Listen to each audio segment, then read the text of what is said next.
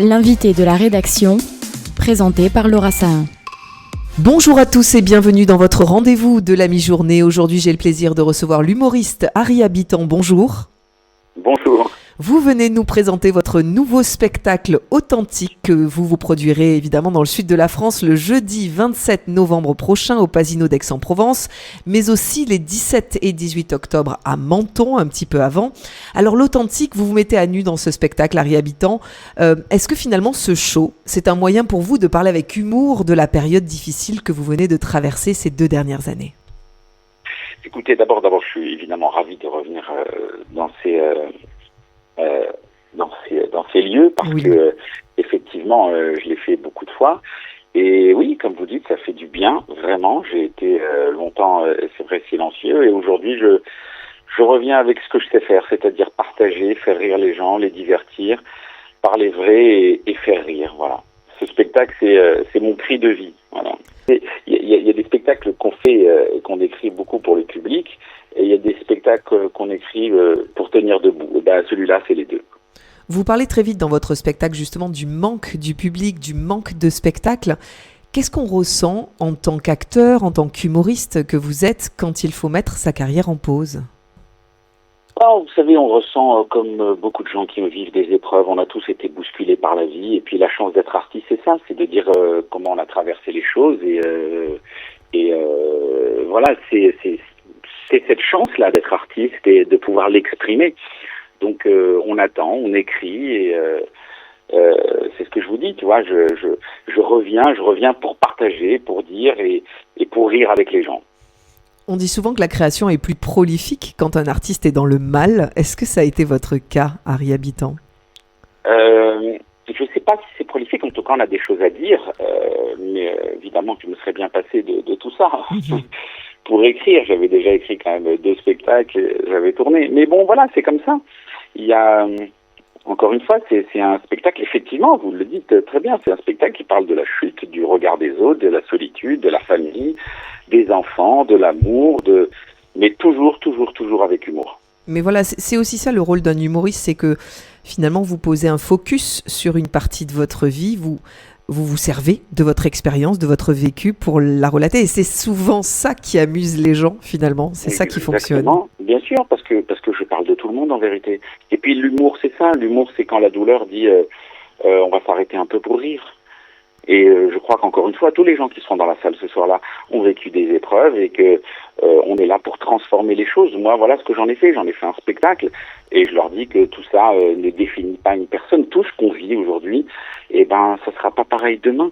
Et c'est important de faire confiance, d'avancer et toujours se dire que voilà, il y a des moments dans la vie où rien n'est figé, que ça va passer.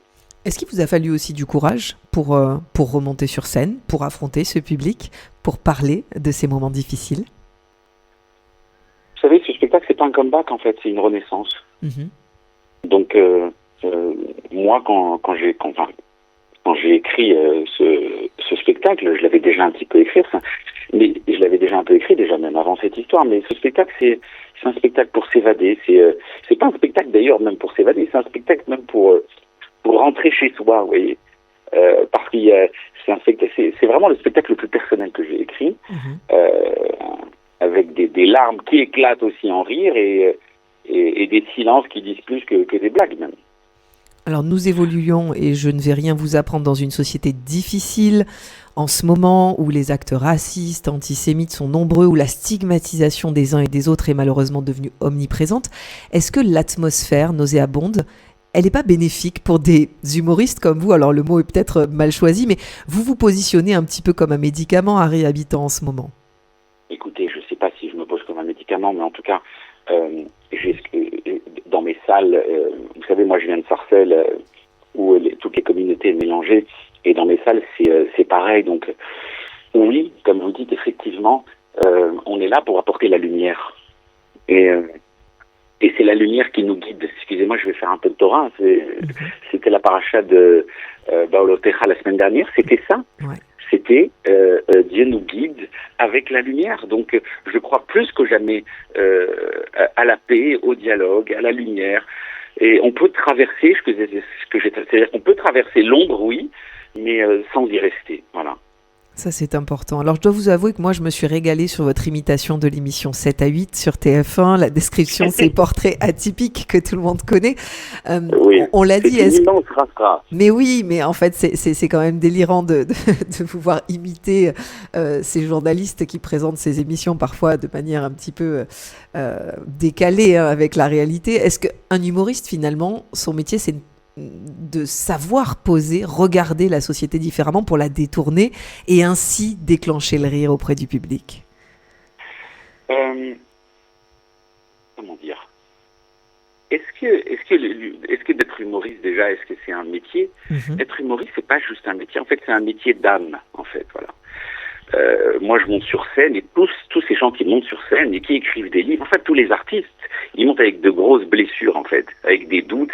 Et ce qu'on veut, c'est les transformer en rire. Voilà. Alors oui, le dimanche soir, quand on est devant 7 à 8 et que tu as une rafra intersidérale et que t'entends aujourd'hui, c'est le portrait de Jean-Yves Pastaflat après 11 ans dans le coma, après un accident de pédalo au lac de Créteil, je te dis, c'est génial.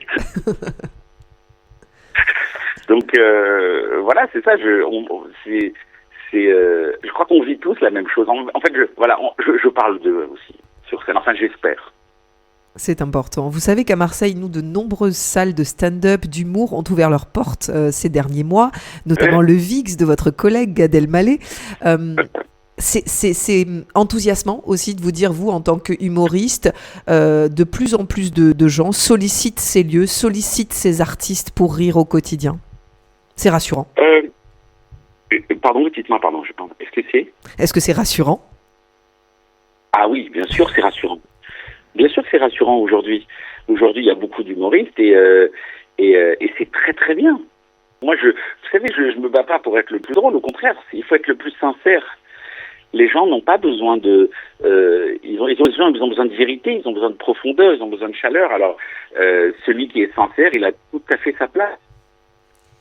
C'est important. Et puis, il y a toujours de nouveaux talents qui naissent chaque jour. Et ça aussi, c'est des jeunes que vous encouragez, pourquoi pas Ah oui, complètement. Bien sûr, complètement. Il faut mettre sa vie dans ce qu'on dit aussi. C'est ça. Il ne faut pas faire que des blagues, je pense. Il faut évidemment raconter des choses vraies qui font rire et il faut les tourner un petit peu. Voilà. Alors... Après, il y a un travail quand même derrière un spectacle. C'est pas, comme vous dites, c'est pas juste enchaîner des blagues. Comment vous travaillez un spectacle? Comment vous choisissez les thématiques? Est-ce que vous en parlez avec vos équipes? Est-ce que vous faites des tests sur vos proches? Comment ça fonctionne concrètement? La sincérité, c'est la sincérité. C'est comme au restaurant en fait. Vous avez une carte, vous avez les suggestions du chef et il y a les plats qu'on n'oublie pas. C'est tout. Et quand on écrit, moi quand j'écris des blagues, j'essaye de faire un plat qui reste un peu en bouche, pas celui qu'on consomme vite fait. Voilà, je pense que c'est ça. C'est ça qui est important. Est-ce qu'on peut espérer vous revoir au cinéma, peut-être dans les prochains mois, à Réhabitant, dans de nouveaux films? Est-ce que c'est le projet? Écoutez, oui, bien sûr, le cinéma, c'est une de mes passions. J'ai eu beaucoup de succès avec le cinéma. J'ai un bonheur à jouer au cinéma. Aujourd'hui, c'est la scène et le cinéma... c'est tourner et puis avoir la réponse un an après. Voilà, le théâtre, c'est tout de suite, c'est le réel. Alors oui, il y a des discussions aujourd'hui, ça avance. Est-ce que vous avez toujours la boule au ventre quand vous rentrez sur scène à Réhabitant? Oui, parce que c'est vraiment la différence entre justement le cinéma et de monter sur scène. C'est qu'au cinéma, vous avez le trac et quand vous montez sur scène au théâtre, vous avez peur. Voilà la différence. C'est que j'ai l'impression de jouer ma vie à chaque fois que je monte sur scène.